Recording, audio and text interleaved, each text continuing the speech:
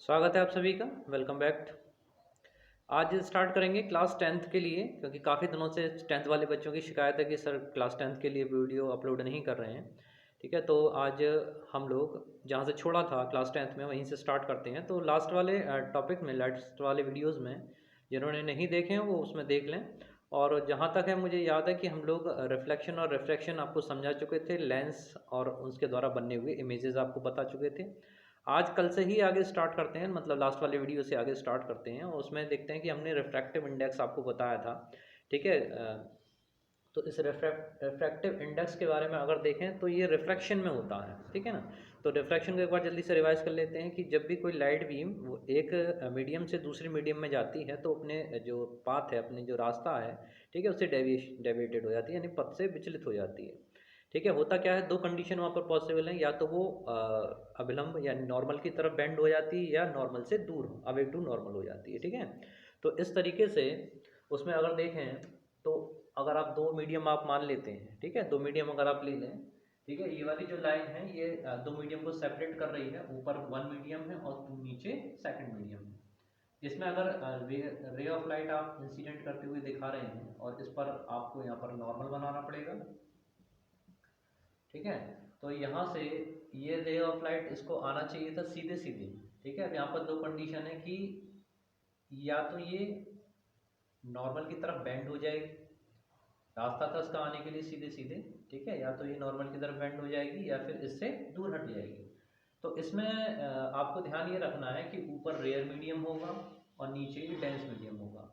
यानी जब ray of light आपकी रेयर मीडियम यानी विरल माध्यम से सघन माध्यम में प्रवेश करेगी, उस स्थिति में जो प्रकाश की किरण है वो अभिलंब की तरफ झुक जाएगी या नॉर्मल की तरफ खिंच जाएगी। ठीक है, अब इसके अगर अपोजिट होता है ना, अगर अपोजिशन की बात करें कि मतलब ऊपर डेंस और नीचे रेयर मीडियम अगर होता, तो यहाँ पर केस दूसरा हो जाता कि जो रे जो डेविएटेड या रिफ्रैक्टिव बीम है, ठीक है, रे ऑफ लाइट है, ठीक है, तो वो क्या होगी, उससे दूर हट जाएगी। ओके, तो अब यहाँ पर ये आपका इंसिडेंट एंगल, इसको आप आई बोलते हैं, और ये आपका रिफ्रैक्टिव एंगल या रिफ्रैक्शन एंगल, इसको आप आर बोलते हैं। इसके अगर नियमों की बात अगर हम करें तो कल जैसे मैंने अपने उस वाइवा वॉइस वाले वीडियो में आपको बताया था कि इसमें जो रूल्स होते हैं उसमें इंसिडेंट रे होती है आपकी, और रिफ्रैक्शन रे होती है, रिफ्लेक्टेड रे होती है, और नॉर्मल, ये तीनों एक ही प्लेन में होते हैं। और दूसरा था कि इनका जो साइन है, ठीक है, इन्हें आपतन कोण कीजिए अगर बोलें तो साइन आई, और अपवर्तन कोण यानी रिफ्रैक्टिव एंगल साइन आर, इनका जो रेशो है वो एक निश्चित अनुपात होता है। इसको हम कहते हैं 1:2। 1:2 का मतलब क्या है कि पहले माध्यम के सापेक्ष दूसरे माध्यम का अपवर्तनांक क्या है। ठीक है, तो 1:2 का मतलब, वन का मतलब ऊपर कोई सा भी मीडियम आप रख लीजिए, अगर आप कंसीडर करते हैं एयर, और नीचे वाले में अगर आप डेंस मीडियम की बात करें तो उसमें आप जल भी रख सकते हो, ग्लास भी रख सकते हो। ठीक है, तो यहाँ पर हम लोग मान लेते हैं थोड़ी देर के लिए डब्ल्यू ले लिया यानी वाटर ले लिया, तो यहाँ पर वन की जगह आप ए लिखेंगे और डब्ल्यू की जगह लिखेंगे 2।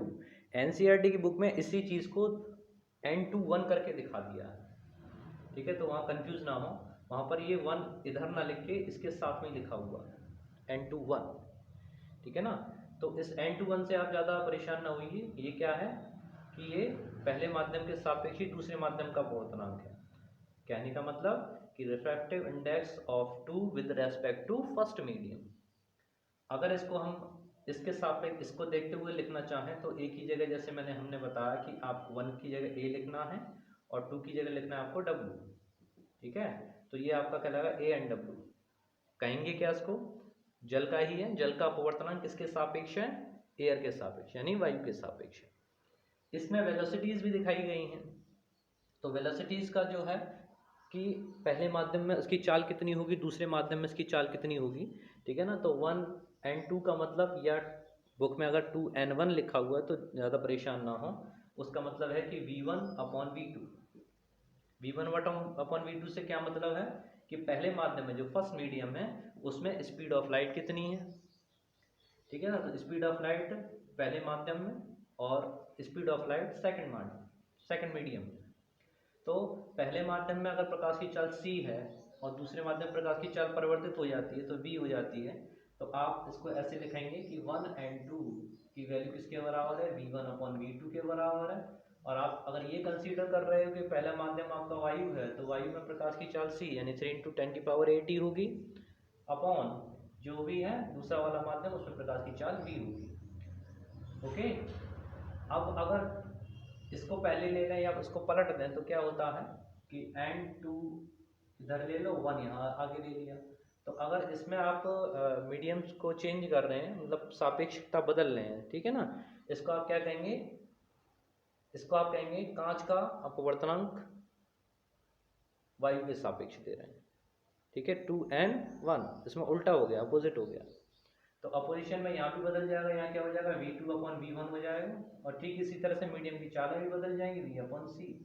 तो मोस्ट इंपॉर्टेंट ये है कि आप ये जरूर देख लें कि पहला वाला रेयर मीडियम कौन सा है और डेंस मीडियम कौन सा है, ठीक है। जैसे रेयर मीडियम आपका एयर, या डेंस मीडियम की बात करें तो आपका W यानी वाटर भी हो सकता है और ग्लास भी ले सकते हैं, ठीक है। इसके बाद में नेक्स्ट पॉइंट आपका हम अगर लें तो जो समझाने वाली बातें आती है, क्योंकि अब जो बच रहा है इसमें, ठीक है, वो बचता है आपका फोकल लेंथ। फोकल लेंथ का डेफिनेशन आपने सभी ने देखी है कि चाहे मिरर लिया जाए या लेंस लिया जाए, ठीक है, प्रकाश की रे ऑफ लाइट जिस भी बिंदु पर या जिस पॉइंट पर आकर मिलती हैं या मिलती हुई प्रतीत होती हैं, ठीक है ना, उस पॉइंट को हम फोकल पॉइंट या फोकस बिंदु कहते हैं।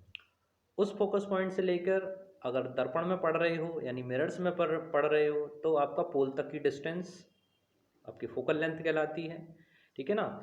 और इसमें फोकल लेंथ से और समझ लीजिए, जैसे अगर लेंस की अगर हम बात करें तो ये हमने कॉन्वेक्स लेंस यूज किया। अगर रे ऑफ लाइट इस पर पैरेलल बीम आ रही है with respect to the principal axis, तो these all are meet at a same point, this is called focus point. Okay, तो ये डिस्टेंस जो है ये आपकी फोकस दूरी है या फोकस लेंथ कहलाएगी। अच्छा, इससे एक चीज़ और ध्यान आती है कि अगर पावर की बात की जाए, ठीक है ना, लेंस के पावर की अगर हम बात करें तो it is the reciprocal of the focal length. मतलब क्या हुआ कि जो लेंस की क्षमता है, क्षमता की अगर बात करें तो वो फोकस दूरी यानी एफ की व्युत्क्रमणपाती होती है, इरिवर्सिबल होती है। आप लिखेंगे P = 1/f। ये भी काफ़ी बार बोर्ड परीक्षा में पूछा गया है, तो इसको अच्छी तरह से देख लीजिए। अच्छा, इसमें एक चीज़ और ध्यान है कि जो अक्सर आप लोग गलती करते हैं, तो वो क्या गलती करते हैं कि f का जो मान है वो मीटर में और सेंटीमीटर में है, इसका ध्यान नहीं रखते हैं। तो यहाँ इन क्वेश्चंस को सरल करना बहुत आसान है, बस गड़बड़ आप यानी गलती आप यहाँ करते हो कि यहाँ पर f का मान नहीं देखते कि मीटर में है या सेंटीमीटर में है। अगर ये f का मान मीटर में दे रखा हो तो आपको यहाँ पर 1/f यूज़ करना है। इसके उल्टे अगर चलें कि अगर f का मान सेंटीमीटर में दे रखा हो तो ध्यान रखिए आपको क्या लिखना है, 100/f की वैल्यू किस में होनी चाहिए, सेंटीमीटर में होनी चाहिए, ठीक है। तो इस तरीके से ये आपकी क्षमता और फोकस लेंथ में संबंध होता है। दूसरी चीज़ यहाँ पर जो डिस्कस करेंगे कि अगर आप बात कर रहे हैं कॉन्वेक्स लेंस के बारे में, तो कॉन्वेक्स लेंस की जो फोकल लेंथ होती है इट इज़ पॉजिटिव, ठीक है। कॉन्वेक्स लेंस यानी उत्तल लेंस की जो फोकस दूरी या क्षमता की अगर बात करें तो ये धनात्मक होती है, पॉजिटिव बोलेंगे इसको। और अगर आप अवतल लेंस की बात करते हैं और या अवतल लेंस की क्षमता की बात करें तो दीज बोथ आर नेगेटिव, ठीक है। उन दोनों के मान कैसे होते हैं, नेगेटिव होते हैं। इस चीज़ को ध्यान रखिएगा कि उत्तल लेंस के लिए पॉजिटिव और अवतल लेंस के लिए P की जो वैल्यू है वो अवतल लेंस के लिए नेगेटिव। ओके, अब इसके बाद इसके फॉर्मूले में बच्चों ने और कहा है मेंशन करके कि सर इसके फॉर्मूले को और डिफाइन कीजिएगा कि दर्पण के लिए जो फोकल लेंथ का फॉर्मूला होता है वो सभी आप लोग जानते हो कि 1/f लगाते हैं। अगर दर्पण की बात कर रहे हैं हम, जब मिरर की बात कर रहे हैं, ठीक है, दर्पण का मतलब क्या है, मिरर। तो मिरर में जब बात कर रहे हैं तो फोकल लेंथ का फॉर्मूला जो चलता है वो आप सभी को याद होना चाहिए अब तक। तो 1/f = 1/v + 1/u। ये भी फॉर्मूला काफ़ी सरल है और इसमें जो न्यूमेरिकल पोर्शन है उनको भी मैं अगले वाले वीडियो में कराऊंगा, तो जल्दी से देख लीजिएगा कि f की जो है क्या कहते हैं उसको, फोकस दूरी या फोकल लेंथ। v जो होती है वो इमेज की डिस्टेंस होती है, ठीक है, प्रतिबिंब से लेंस तक की दर्पण तक की दूरी लेंगे। u जो है वो वस्तु की यानी ऑब्जेक्ट की दूरी है, ठीक है ना। इसकी वैल्यूज़ को मान रखने में बच्चे बहुत गड़बड़ करते हैं कि u का मान नेगेटिव रखा जाए, क्योंकि ये सब चीज़ें जो क्वेश्चन के अकॉर्डिंग चलती है कि f, u और v इन सब में से आप किसका मान पॉजिटिव रख रहे हो, किसका मान नेगेटिव रख रहे हो। ठीक है, यहाँ पर लेंस के फॉर्मूले की ओर बात कर लेते हैं। तो यहाँ पर जो लेंस का फॉर्मूला चलेगा 1/f इक्वल्स टू चलेगा 1/v माइनस का 1/u। ठीक है, तो आज के इस वीडियो में इन सब चीज़ों का एक बार रिमाइंड कर लीजिए, और जो बच्चे अभी तैयार नहीं है तो इस वीडियो से अलर्ट हो जाएगी कि अब हम लोग इसी चैप्टर पे फोकस करेंगे और इन्हीं न्यूमेरिकल्स पॉइंटों को, न्यूमेरिकल प्रॉब्लम्स भी हम लोग बहुत ही जल्दी देखेंगे। और थोड़ा सा विस्तार से पढ़ लें। यहाँ पर भी सेम मीनिंग वही है, एफ यहाँ पर भी फोकस दूरी होती है, यानी फोकल लेंथ होती है, तो वो लेंसों में भी होती है। ये वाला जो लेंस का फॉर्मूला है ये दर्पण का है। ठीक है, अंतर क्या है दोनों में आप देख पा रहे होंगे कि यहाँ पर पॉजिटिव साइन है और यहाँ पर नेगेटिव साइन है। ठीक है ना, 1/v माइनस 1/u। मीनिंग्स हर एक पद के, यानी एफ का, यू का और वी का सबका सिमिलर है, कोई अंतर नहीं। ये क्लास 10th का नाम मैं बार बार ले रहा हूँ। ठीक है, इसलिए it is not for only 10th classes, it is for also the 12th classes. ठीक है, 12th क्लास के लिए भी ये वीडियो बेस का काम करेगा, क्योंकि जो बच्चों ने अभी तक बेस तैयार नहीं है उनके पास अभी टाइम है, क्योंकि परीक्षाएं संभवतः मुझे लग रहा है कि अभी 2 महीने तक नहीं हो पाएंगी शायद। ठीक है ना, देख लेंगे। तो उस चीज़ को देखते हुए अभी भी जो सो रहे हैं वो जाग रहे हैं और स्टडी करना स्टार्ट करते हैं, चाहे 10th हो चाहे 12th हो। इसलिए बहुत इंपॉर्टेंट फॉर्मूले हम लोग स्टडी कर रहे हैं। अब यहाँ पर जो आप लोग गलती करते हैं उस चीज़ को और मेंशन कर लें कि जो है ना u, v और f के मान ये किसके लिए पॉजिटिव आएंगे, किसके लिए नेगेटिव आएंगे, इसमें आपको बड़ा कन्फ्यूज़न रहता है। तो उस कन्फ्यूज़न को दूर करना बहुत आसान है। ट्रिक्स हैं कि u का मान ऑलवेज नेगेटिव। ठीक है ना, u का मान हमेशा नेगेटिव ही रहेगा। क्यों होगा, हम जब साइन कन्वेंशन पढ़ेंगे इसमें, कार्टेशियन न्यू जो उसका सिद्धांत है, ठीक है, ज्यामिति निर्देशांक ज्यामिति चिन्ह की जो ज्यामिति परिपाटी है, ठीक है, उसके अनुसार वहाँ पर आपकी X axis, X dash, Y और वाई डैश, ठीक है, ये सब मैं बता चुका हूँ। ठीक है, जिन्होंने भी वीडियो नहीं देखे हों वो प्रीवियस वाले वीडियो में प्लेलिस्ट में चले जाइएगा। क्लास टेंथ में हर एक में किसके लिए पॉजिटिव रखा जाएगा, किसके लिए नेगेटिव रखा जाएगा, ठीक है, वहाँ मैंने अच्छे से और क्लियर करके बताया। तो ये वाला जो वीडियो है एक तरह से रिमाइंडर है उन बच्चों के लिए जो तैयार हो जाइए भाई। अब न्यूमेरिकल पोर्शन हम लोग स्टार्ट करेंगे और अब पूरा 10th का काम हम ख़त्म करेंगे। पहले 10th क्लास का पूरा फिनिश करेंगे, उसके बाद फिर 12th का, क्योंकि 12th का बोर्ड एग्ज़ाम अब फिनिश होने के आसपास हैं हम लोग। ठीक है, तो उनको जितना समझाता मैंने हो चुका है। अब इसके बाद क्लास 12th का फिर नंबर लेंगे, उसमें हम रिवीजन करेंगे। तो इसी चीज़ में हम वहाँ पर फोकस करेंगे कि तो यू वी एफ, जैसे मैंने बताया यू का मान हमेशा नेगेटिव लिया जाता है। एफ आप देखेंगे कि कौन सा दर्पण या लेंस प्रयोग किया जा रहा है। जैसे मैंने बताया उत्तल लेंस के लिए एफ का मान पॉजिटिव लगाएंगे, अगर अवतल लेंस ले रहे हैं तो उसके लिए नेगेटिव लगाएंगे। ठीक है, ये वी का मान बहुत सेंसिटिव है भाई। ठीक है ना, वी की जो स्थिति है वो लोकेट करती है कि वो प्रतिबिंब कहाँ पर बनना है। ओके, तो दोनों ही स्थिति में वी का मान पॉजिटिव भी हो सकता है, वी का मान नेगेटिव भी हो सकता है। तो ये सब चीज़ें आपकी वहाँ क्लियर हो जाएंगी। मैं फिर से रिपीट कर रहा हूँ, ये सब चीज़ें वहाँ पर आपकी क्लियर हो जाएंगी। और अब जो भी न्यूमेरिकल प्रॉब्लम्स हम लोग सॉल्व करेंगे तो उसमें ये देखेंगे, वहाँ पर मैं आपको और क्लियर करके बता दूंगा कि किस तरीके से किसका मान पॉजिटिव रखा जाता है, किसका मान नेगेटिव रखा जाता है। ठीक है, तो इन्हीं सब चीज़ों को हम डिस्कस करेंगे। तो यहाँ पर इसके बाद में मैग्नीफिकेशन के लिए फार्मूला आता है। तो मैग्नीफिकेशन का मतलब क्या है उसको समझ लीजिए कि आपने किसी वस्तु को अगर दर्पण या लेंस की सहायता से देख रहे हैं, तो दर्पण और लेंस की सहायता से जब उसे आप देखेंगे तो उसका जो इमेज बनेगी, तो इमेज का हो सकता है साइज बड़ा हो, यानी आकार बड़ा हो, या आकार छोटा हो, दोनों ही कंडीशन हो सकती हैं। ठीक है, ये डिपेंड करता है कि आपने जो ऑब्जेक्ट है वो कहाँ पर और कैसे रखा हुआ है। ओके, तो यहाँ पर इमेज का मैग्नीफिकेशन का जो फॉर्मूला बनता है वो मोस्टली क्या रहता है, आई अपॉन ओ।